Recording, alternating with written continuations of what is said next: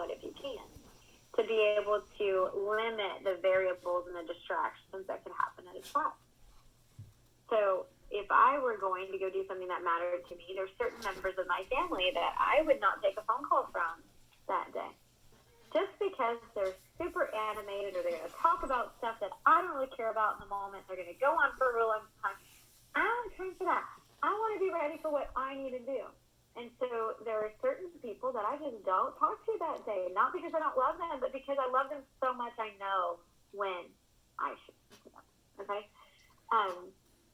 So pre-setting prepares the mind to compete or perform. And you mentally rehearse your actions for the day. I also think you mentally rehearse certain scenarios potentially. And we can talk about this next week when we're talking about distractions and pressure. And this is something that I want you to prepare for next time. What are things that could potentially pull your focus during a trial? What are things that bother you during a trial so that we can come up with solutions to those things? But one thing that you might want to do, if you know you're going to see someone that maybe puts you in a negative headspace sometime, or you know that there's certain scenarios that you don't like, then you might want to rehearse those positively before you even get there. So then you're comfortable walking in, you're comfortable getting there. You might want to rehearse, where do you want to create your dog? Where do you want to park? Where do you want to have lunch? Like, what are things that you want to remember so that you have a better chance for a good day? Do you have any thoughts on preset? Is there anything that you do when you're heading to a trial?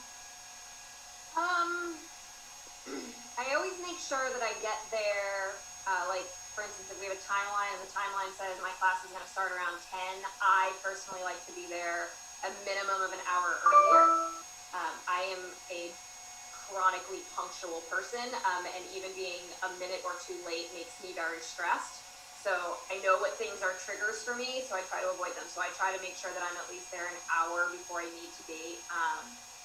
I find people exhausting, especially large amounts of people, especially at big events. So I will spend a lot of time, like, if everybody laughs because they all know me in my area for sure, that if I disappear, I'm most likely in my car sleeping. So if you need to find me, just go to my van and there I am. So I am somebody that can sleep at the drop of a hat, and so that's the way that I keep myself recharged and not exhausted. Or I'll be hiding out in my RV, but that's the way that I keep my brain kind of leveled out, is my alone time. I think, and that's a good point.